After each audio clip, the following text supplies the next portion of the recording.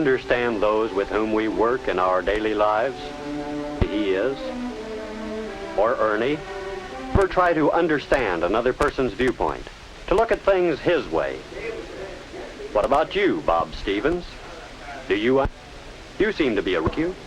In the next few minutes, and how you think in regard to others. Steady, boy. This is the big day. You got your acceptance speech? Whom did you think she was asking? Or were you just being big about it? Oh, look, there's nothing sting. Miss Alton could have chosen any one of us on the staff, even old Ernie here. All right, citizens. This is Ernie Davis, fighting leader of the Southwest High Banner. Me. Hey, look what just came in. Somebody closed the door. Now, Bill, that isn't nice. Ben Curtis really surprised me this year. He's, well, I think he's done well on the paper. Don't you? I suppose it's a good thing for a fellow like Ben to get in on a few things. Bill's right. Ben Curtis doesn't belong here. And that corny stuff he writes. Whew. Look at that get-up he's wearing. Weird, to say the least. Well, what can you expect from his kind? As far as I can see, his folks are strictly no good. His father never held a steady job in his life. Just worked long enough to buy a bottle. And his mother. I remember when Mom used to have her come over to the house to do the cleaning. She was a lousy worker. The whole family, stupid, ignorant people. You do kind of wonder why he's on the school paper, though. You'd think he'd feel out of place around people like us. You know, I think you have Ben all wrong. I know he hasn't got much of a family, but he's a pretty sharp character. Makes doggone good grades, too. A lot better than mine. And that's something special. Everybody makes better grades than you, Ernie. Okay, wise guy, I want to tell you something. I have an English class with Ben, and he's nobody's fool. You know, I think the guy has real talent for writing. For writing what? His name, you mean? Oh. I don't know very much about him. He doesn't talk very much. Here comes Miss Alton. Sit here, Bob. I want to make sure you remember me for the social column. This is it. I'd be a first-class liar if I didn't admit to myself that I'm gonna get this job. Who else? Bill? Nah, he doesn't work very hard at any. Betty? But I figure I'm the one. Everybody else thinks so, too. Good afternoon. It looks as if we have a good attendance for our press. First of all, I'd like to make a little statement concerning the selection of our new editor-in-chief. Since you did ask me to make this selection, I can only assume that you expect... That lets Jim out. He's the personality kid around here. I appreciate your trust in asking me to appoint your editor. It was a difficult decision. How will meet with your approval. Well, to end the suspense, may I introduce the new editor-in... Ben Curtis. Ben Curtis? What the...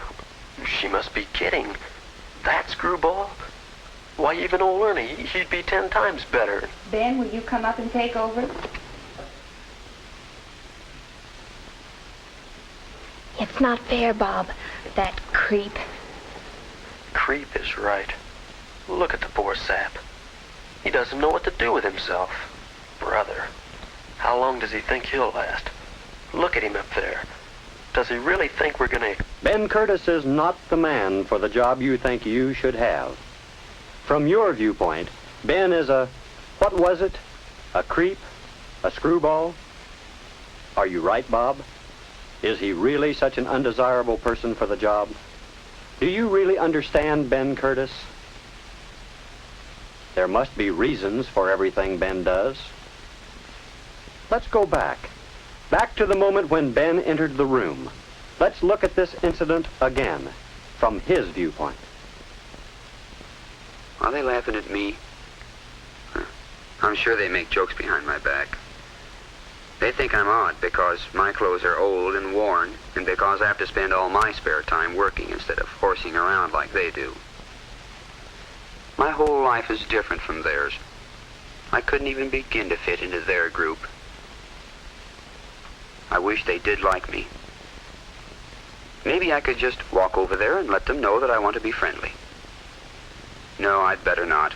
Why ask for trouble? That Ernie Davis, he'd probably make fun of me. Better stay away from them.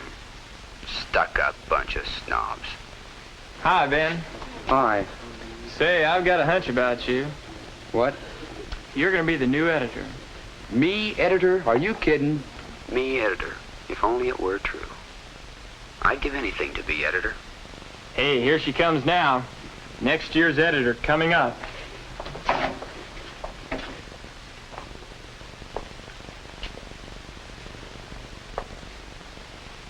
Good afternoon. Looks as if we have a good attendance for our press club meeting. First of all, I'd like to make a little statement concerning the selection of our new editor-in-chief. Since you did ask me the selection, I can only assume that you expected a selection based on merit and not necessarily on personality. If Bob gets it, I hope he gives me a chance. I'd do anything he asked me to do. It wouldn't have to be a very big job. I appreciate your trust in asking me to appoint your editor. It was a difficult decision. However, I hope my decision will meet with your approval. Well, to end the suspense, may I introduce the new editor-in-chief of the Southwest High Banner, Ben Curtis. Me? Oh, no. Is she making fun of me? No. She's serious. I don't believe it. It can't be true. Ben, will you come up and take over? I told you so, Ben. Go to it, boy. What do I do now? I can't get up in front of them. What do I say? What do I do? Let me see. They're sure expecting something. I guess there's no use in saying I'm surprised. You can see that. Keep talking, Ben. Give yourself a chance to think. I want to thank Miss Alton for this opportunity. I'll need all the help I can get from you. I'm open to suggestions on job assignments, so each one can work on the thing you like to do best. Are there any suggestions? Now that we know more about you, Ben, we began to understand you a little better. Why did they see you one way, Ben, and not as you really are? Is it possible that you do not give them enough basis for understanding? If we could see you from still another point of view, perhaps it would become even clearer. Miss Alton evidently sees in you something that many of your classmates do not. Let's go back again. Back to the moment when Miss Alton entered the room. Let's look at this incident from her point of view. Well, here we go. This won't be easy. They're not going to like Ben Curtis as their new editor. Perhaps I shouldn't do this. I could still pick Bob Stevens or Jim Gardner. That's probably what they expect. Ben, though, is better qualified for the job. He's not only imaginative and writes well, but he's a hard worker and takes his work seriously. His ideas are just what this school paper needs. What a courageous youngster he is. With his background, it's amazing. The trouble with Ben is that he needs to join in more than he does. He has to let others know him, as I know him. If I do appoint him as editor, perhaps the job will make him do these very things. And it would definitely do something for the paper, that I know. Good afternoon. It looks as if we have a good attendance for our press club meeting.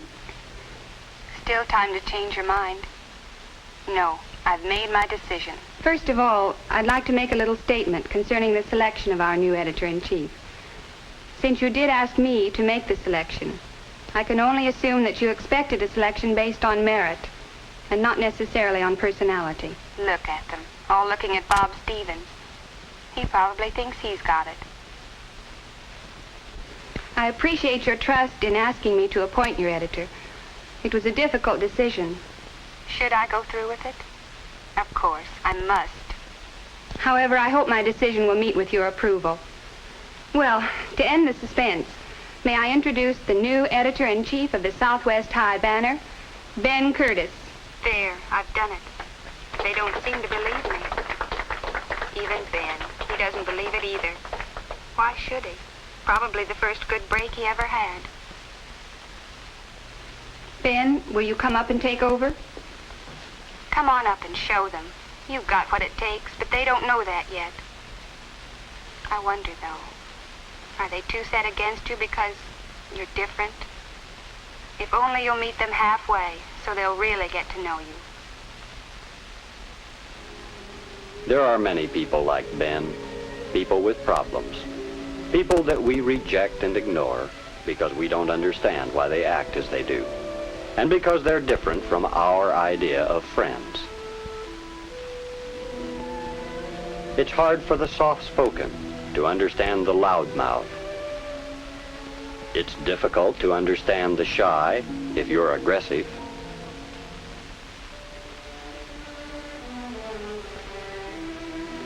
Those who are physically attractive cannot always appreciate the loneliness of those who are not.